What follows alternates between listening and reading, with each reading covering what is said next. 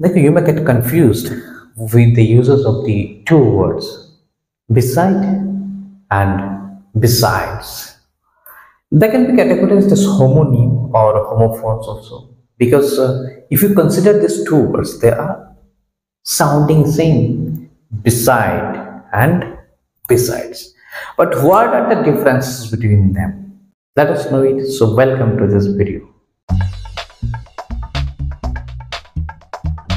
देखो beside BESIDE besides BESIDES মোটামুটি ভাবে আগেই ধরনের রয়েছে তাদের স্পেলিং এক ক্ষেত্রে s নেই আরেক ক্ষেত্রে s একটা রয়েছে এবার তাদের ইউজেস এর মধ্যে কি ধরনের ডিফারেন্সেস রয়েছে এগুলো আমাদের জানতে হবে then you can use them precisely and also accurately in sentences.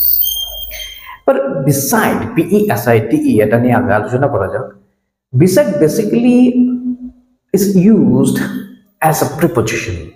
beside আসলে একটা preposition হিসেবে ইউজ হয় অর্থাৎ নাউন অথবা প্রনাউনের আগে ইউজ হবে এই ক্ষেত্রে তার অর্থ যেটা হয় বেসিক্যালি next to অথবা near to অথবা close to অর্থাৎ পাশাপাশি কাছে পাশে রাইট ফর এক্সাম্পল আমি যদি বলি she is beside me সে আমার পাশে সে আমার পাশে মানে এই নয় যে মরালি আমার পাশে রয়েছে নৈতিকভাবে আমার পাশে রয়েছে পাশে ফিজিক্যালি পাশে রয়েছে কাছে রয়েছে এখন ওকে সো এই ঘটনা বোঝানোর জন্য আসলে কি হয় বিসাইড ইউজ হয় রাইট তাহলে এখানে কি দেখানো হচ্ছে তাহলে পাশে নেক্সট টু অথবা close to she is beside me otherwise কত she is next to me right she is close to me এভাবে বলা যেতে পারে আবার বিসাইড কম্পেয়ার্ড টু অর্থ ব্যবহার হতে পারে অর্থাৎ তুলনামূলক ক্ষেত্র ব্যবহার হতে পারে ধরো একটা এক্সাম্পল যদি নেই this problems SIM unimportant beside the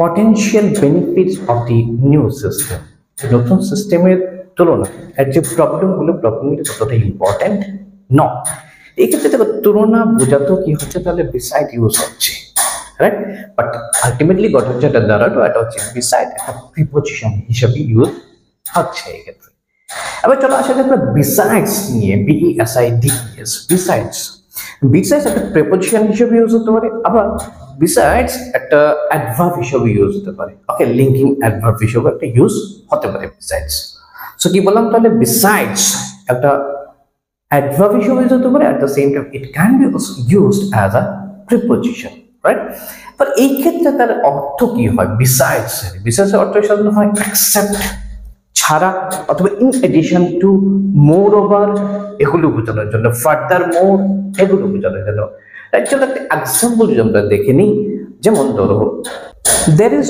no one here besides me আমাকে ছাড়া এখানে আর কেউ নেই তাহলে অ্যাকসেপ্ট বোঝানো হচ্ছে আচ্ছা এই ঘটনাতে এমন হতো there is no one beside me আমার পাশে কেউ নেই বোঝাতো বাট বলা হচ্ছে there is no one besides me আমাকে ছাড়া আর কেউ নেই সো একটা besides কি হিসাবে ইউজ হচ্ছে একটা অর্থ কি দাঁড়ালো তাহলে ছাড়া কিন্তু দেখো besides me প্রিপোজিশন হচ্ছে মি এর আগে বসানো হয়েছে besides যেমন একটা সম্পর্ক নির্ধারণ করছে এক্ষেত্রে besides একটা প্রিপোজিশন হিসাবে ইউজ হচ্ছে আমরা বলেছি যে besides একটা অ্যাডভার্ব হিসেবে ইউজ হতে পারে তাহলে আবার এই অ্যাডভার্ব হিসেবে ইউজ হয় একটা এক্সাম্পল দেখে নিই I will not go to school today.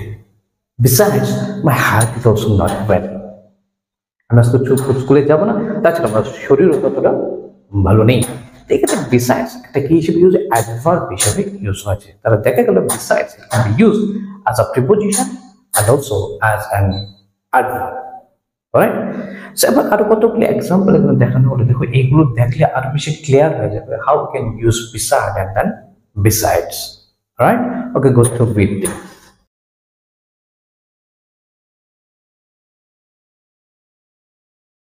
Okay, you have gone through with that. So thank you very much for watching this video. I think you have got it.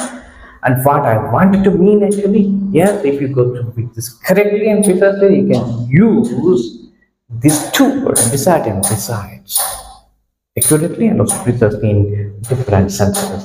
So keep watching and keep supporting me. Thank you.